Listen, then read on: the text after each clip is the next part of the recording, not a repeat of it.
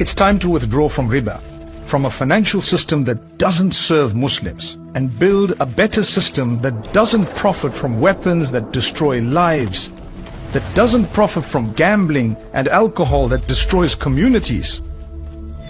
The current financial system is built on interest or riba. The most common form of riba is the interest charged on loans, or the interest you receive on savings, pensions or bonds. For centuries, riba was seen as a shameful practice. It is forbidden by Islam and has also been prohibited by other Abrahamic faiths, like Christianity and Judaism. A riba-based system preys on those in need, increasing the gap between the rich and the poor.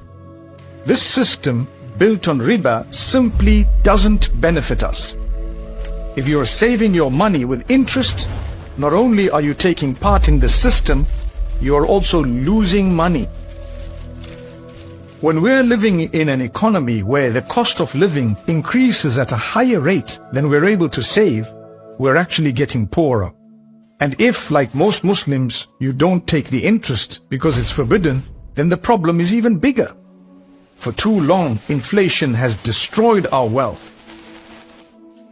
There are 2 billion Muslims in the world, and countless people suffering the negative effects of the riba system. We are told that Allah Almighty will not change the condition of a people until they change themselves. The first step is to move our money away from riba and into ways that truly serve us. So take your first step and withdraw from riba